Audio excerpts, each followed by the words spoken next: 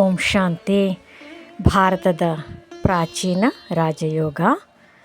ಯೋಗದ ಸ್ಥಾನ ಅಂದರೆ ಸಮಾಜದಲ್ಲಿ ಯಾವ ರೀತಿ ಹೇಳುತ್ತಾರೆ ಅಂದರೆ, ಇತ್ತೀಚಿನ ವರ್ಷಗಳಲ್ಲಿ ಕೆಲವು ಕಡೆ ಮನುಷ್ಯರು ಜೀವನದಲ್ಲಿನ ನಾನಾ ರೀತಿಯ ಸಮಸ್ಯೆಗಳು, ಗೊಂದಲಗಳು, ಕಠಿಣ ಪರಿಸ್ಥಿತಿಗಳು ಪರಿಣಾಮವಾಗಿ ಹೆಚ್ಚುತ್ತಿರುವ ಒಂದು ವಿಧಿಯಿಂದ ಅಶಾಂತರಾಗಿದ್ದಾರೆ. ಮಾನಸಿಕ ಒತ್ತಡ, ಸೆಳೆತದಿಂದ ಸಮಾಪ್ತಿ ಮಾಡಲು, ಮುಕ್ತಿ ಹೊಂದಲು ಅವರು ದಾರಿಯನ್ನು ಹುಡುಕುತ್ತಾ ಯೋಗದ ಮಾರ್ಗವನ್ನು ತಿಳಿಯಲು ಕಾತುರರಾಗಿರುತ್ತಾರೆ. ಅನೇಕರು ಯೋಗ ಅಭ್ಯಾಸ ಮಾಡಲು ಪ್ರಾರಂಭಿಸುತ್ತಾರೆ.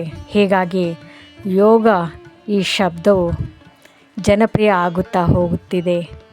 ಅನೇಕರಿಗೆ ಈಗ ಯೋಗ ಎಂದರೆ ಬಹಳ ಪ್ರಿಯ ಆಗಿಬಿಟ್ಟಿದೆ. ಇದು ಅನೇಕ ಯೋಗಗಳ ಮತ್ತು ಯೋಗಿಗಳೆಂದು ಕರೆಸಿಕೊಳ್ಳುವವರು ಕೂಡ ಅವರ ಸಂಖ್ಯೆ ದಿನ ಪ್ರತಿದಿನ ಹೆಚ್ಚಾಗುತ್ತಾ ಹೋಗುತ್ತಿದೆ. ಇಂದು ಯೋಗ ಎಂಬ ಶಬ್ದ ಎಷ್ಟು ಹೆಚ್ಚಾಗಿ ನಾವು ಬಳಕೆಯಲ್ಲಿ ತರುತ್ತೇವೆಯೋ ಅಷ್ಟೇ ಹೆಚ್ಚಾಗಿ ಅದರ ದುರುಪಯೋಗವೂ ಕೂಡ ಆಗುತ್ತಿದೆ. ಕಲಿಸಬಹುದಾದ ಎಲ್ಲ ರೀತಿಯ ಅನೇಕ ವಕ್ರವಾದ ಚೇಷ್ಟೆಗಳನ್ನು ಕೂಡ ಯೋಗದ ಪಟ್ಟಿಯಲ್ಲಿ ಸೇರಿಸಿಬಿಟ್ಟಿದ್ದಾರೆ.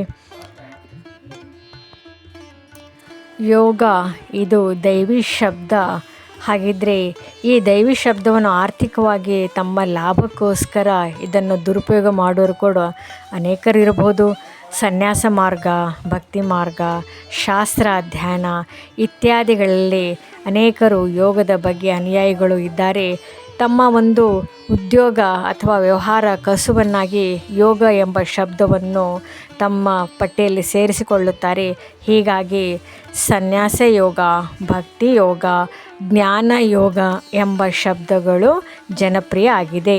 ಇಷ್ಟೇ ಅಲ್ಲದೆ ಕೆಲವು ಕಡೆ ಅನೇಕರು ಮಹಾತ್ಮರು, ತಪಸ್ವಿಗಳು, ವಿದ್ವಾಂಸರು, ಪಂಡಿತರು ಕೂಡ ಅಖಂಡ ಯೋಗ, ರಚನಾತ್ಮಕ ಯೋಗ, ಧ್ಯಾನ ಯೋಗ ಇತ್ಯಾದಿ ಹೆಸರುಗಳನ್ನಿಟ್ಟು ಆಕರ್ಷಿತರನ್ನಾಗಿ ಮಾಡುತ್ತಾರೆ. ಯೋಗವನ್ನು ಈ ಪ್ರಕಾರ ತಮ್ಮದೇ ಆದಂತಹ ಒಂದು ವಿಧಿವಿಧಾನದಲ್ಲಿ ರೂಪಿಸಿಕೊಂಡಿದ್ದಾರೆ. ಹಾಗೆ ಕ್ರಿಯಾ ಯೋಗವೂ ಇದೆ, ಕುಂಡಲಿನಿ ಯೋಗ ಮತ್ತಿತರ ವಿಧವಾದ ಹೆಸರುಗಳು ನಾವು ಯೋಗದ ಮೂಲಕ ತಿಳಿಯುತ್ತೇವೆ. ಹಾಗಿದ್ರೆ ನಮ್ಮ ಒಂದು ದಿನಚರ್ಯ ಪ್ರತಿನಿತ್ಯದ ಸಾಮಾನ್ಯ ಕಾರ್ಯಗಳನ್ನು ಮಾತ್ರ ನಾವು ಮಾಡುತ್ತಿದ್ದರೂ ಕೂಡ ಅದನ್ನು ಕೂಡ ಕರ್ಮಯೋಗಿ ಎಂಬ ಹೆಸರಿನಿಂದ ಕರೆಯುತ್ತಾರೆ.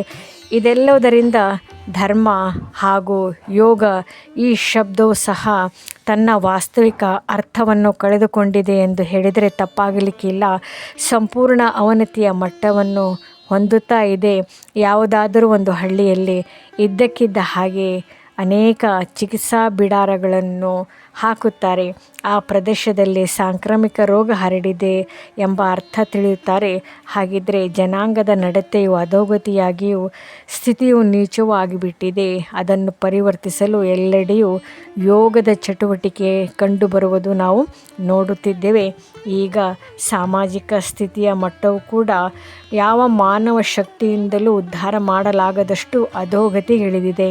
ಇಂತಹ ಅಜ್ಞಾನದ ಕತ್ತಲೆಯಲ್ಲಿ ಮಾನವ ಕುಲವೆಂಬ ಕುಲ ಮುಳುಗುತ್ತಿರುವುದು. ಹಡಗನ್ನು ರಕ್ಷಿಸಲು ರಕ್ಷಕನಾದ ಪರಮಾತ್ಮ ಶಿವನು ಅಂಬಿಗನಾಗಿ ಭಾರತದ ಮೂಲ ಹಾಗೂ ಪ್ರಾಚೀನ ರಾಜಯೋಗವನ್ನು ಮತ್ತೆ ಬೋಧಿಸಲು ಪರಂಧಾಮದಿಂದ ಈ ಜಗತ್ತಿನಲ್ಲಿ ಅವತರಣೆ ಮಾಡಿ ಬರಬೇಕಾಗುತ್ತದೆ. ಹಾಗಿದ್ದರೆ ಭಾರತದ ಪ್ರಾಚೀನ ರಾಜಯೋಗ ಅದು ಕೇವಲ ಪರಮಾತ್ಮನಿಂದ ಬೋಧಿಸಲ್ಪಡುವುದು. ಈ ಒಂದು ವರ್ಣನೆ ನಾವು ಭಗವದ್ಗೀತೆಯಲ್ಲಿ ಕೂಡ ರಾಜಯೋಗದ ವರ್ಣನೆ ತಿಳಿಯಬಹುದು. ಹಾಗಿದ್ದರೆ ಪರಮಾತ್ಮ 1936ರಲ್ಲಿ ಈ ಧರೆಗೆ ಅವತರಣೆ ಮಾಡಿ ಬಂದಿದ್ದಾರೆ ಮತ್ತು ಈ ಒಂದು ಈಶ್ವರ ವಿಶ್ವವಿದ್ಯಾಲಯದಲ್ಲಿ ಪರಮಾತ್ಮ ಕಲಿಸಿಕೊಡುವ ಸಹಜ ರಾಜಯೋಗವನ್ನು ನಾವು ಅರಿತುಕೊಳ್ಳೋಣ, ತಿಳಿದುಕೊಳ್ಳೋಣ. ಅಂದರೆ ಈಸಿ ರಾಜಯೋಗ. ಹಾಗಿದ್ದರೆ ಯೋಗ ಅಂದರೆ ಕಠಿಣ ಅಲ್ಲ, ಅದು ಸರಳವಾಗಿದೆ, ಸುಲಭವಾಗಿದೆ, ಪ್ರತಿಯೊಬ್ಬರೂ ಕೂಡ ಮಾಡುವಂತಹದ್ದಾಗಿದೆ. ಪರಮಾತ್ಮನು ತದೇಕ ಚಿತ್ತದಿಂದ ಮನಸ್ಸು ಬುದ್ಧಿಯನ್ನು ಏಕಾಗ್ರಗೊಳಿಸಿ ಧ್ಯಾನಿಸುವುದು ಮತ್ತು ನೆನಪು ಮಾಡುವುದು. ಹಾಗಿದ್ದರೆ ನಮ್ಮ ಮನಸ್ಸಿನ ಶಾಂತಿ ಯೋಗದಿಂದ ನಾವು ಪಡೆಯಲು ಸಾಧ್ಯವಾಗುತ್ತದೆ. ನಮ್ಮ ವಿಚಾರಗಳ ಪರಿವರ್ತನೆ ಆಗಬೇಕು. ಆಗ ನಾವು ಮನಸ್ಸು ಬುದ್ಧಿಯನ್ನು ಪರಮಾತ್ಮನ ನೆನಪಿನಲ್ಲಿ ಕೇಂದ್ರೀಕೃತ ಮಾಡಲು ಸಾಧ್ಯವಾಗುವುದು. ಆತ್ಮ ಉದ್ಧಾರ, ಆತ್ಮನ ಕಲ್ಯಾಣ, ಆತ್ಮ ಅದು ಸಂಪೂರ್ಣತೆಯನ್ನು ಹೊಂದಲು ಯೋಗ ಬೇಕು. ರಾಜಯೋಗ ಅಭ್ಯಾಸದಿಂದಲೇ ನಮ್ಮ ವಿಕರ್ಮಗಳು ವಿನಾಶವಾಗುತ್ತವೆ.